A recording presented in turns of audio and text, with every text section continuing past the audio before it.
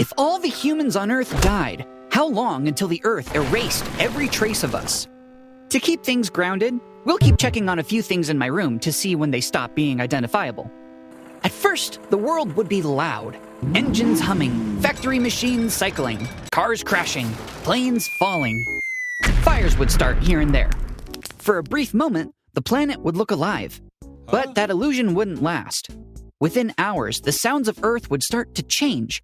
Not all at once, and not into silence. Things would slowly fall out of sync. Systems that needed constant fixing would begin to slip. Some machines would just shut off on their own. What would disappear first wouldn't be humanity's buildings, but humanity's control. In the first 24 hours, the lights go out. Modern power grids survive only through constant human correction. Supply and demand are balanced minute by minute, not automatically, but through thousands of small adjustments made by engineers responding to weather, usage spikes, and equipment strain. Without those hands, the system would begin drifting almost immediately. At first, the failures would be subtle, but one failure would trigger another, like the world is playing one giant game of dominoes. Fossil fuel plants would shut down within hours or days as fuel delivery systems stalled and monitoring ceased. Nuclear power plants would enter automatic shutdown, relying on emergency generators to circulate cooling water through their cores. Those generators would work as designed for short-term emergencies, not permanent absence. They would fail as fuel ran out. As cooling systems stopped, water would begin to boil away. Reactors wouldn't explode, but containment zones would become slowly, irreversibly contaminated. Within roughly 48 hours, artificial light would vanish from the night side of the Earth. Not everywhere at once, though.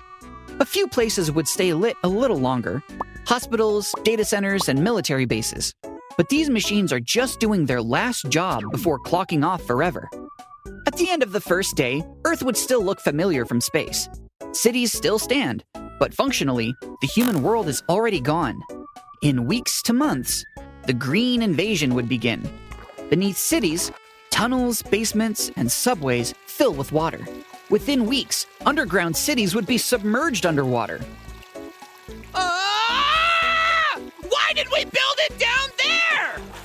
Above ground, change is slower but relentless. Without cars, factories, and air conditioners running all the time, cities would start to cool down.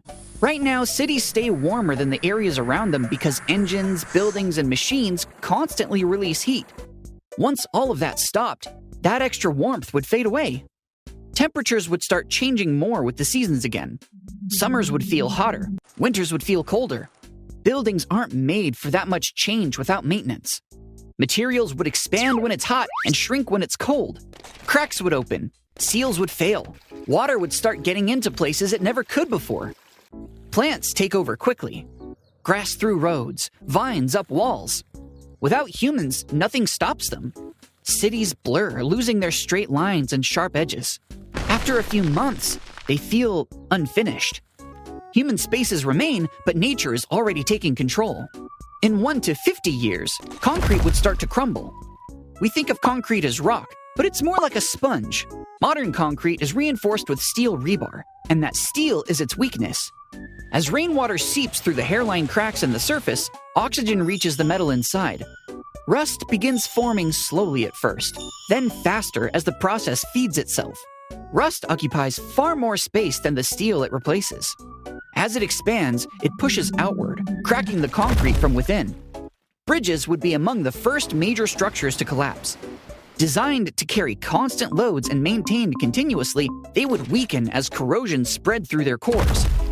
Skyscrapers would remain standing longer, but they would not go unscathed.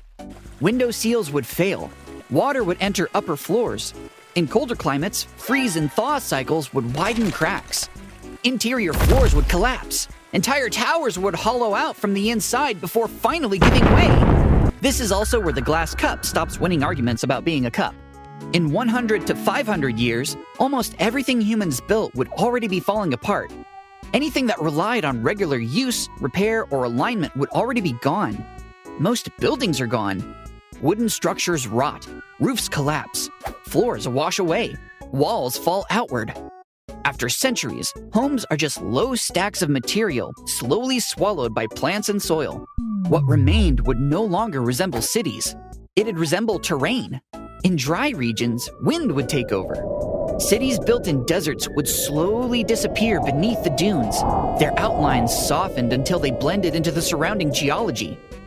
In coastal areas, rising seas and storm surges would erase low-lying developments entirely, pulling concrete and debris into shallow marine environments. In temperate regions, forests would remain. Trees would grow where roads once ran, their roots following the fractured paths of old infrastructure. Animals that once depended on human environments would either adapt or vanish. At this point, the only structures left standing would be those made of massive heavy stone or in extremely dry environments, like the pyramids of Giza or Mount Rushmore. And this is as far as the PS5 makes it. My console is now just a pile of materials.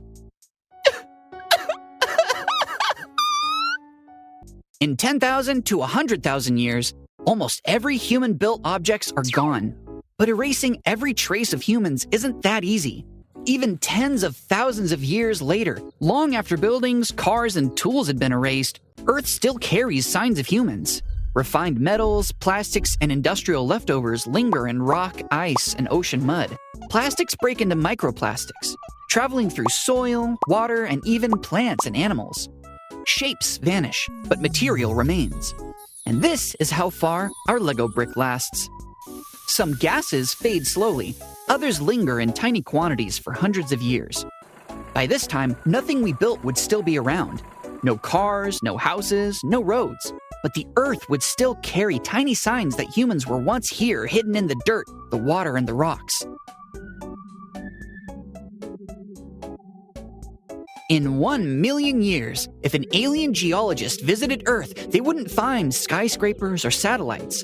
From the surface, it would look like humans were never here at all.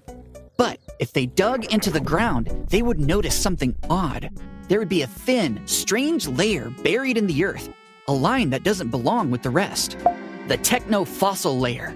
A layer of rock containing high concentrations of heavy metals, carbon isotopes from fossil fuel burning, and the compressed remains of lasting glass. The chicken bone layer.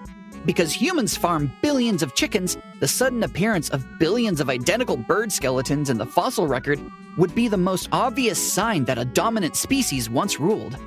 Earth is about 4.5 billion years old. Humans have existed for only a tiny fraction of that. To the planet, we're a fever that lasted a single afternoon. So if all humans died, how long would it take for the Earth to erase every trace of us? It wouldn't completely. We wouldn't vanish entirely. Instead, we'd become a very, very interesting layer of dust. Oh, yeah.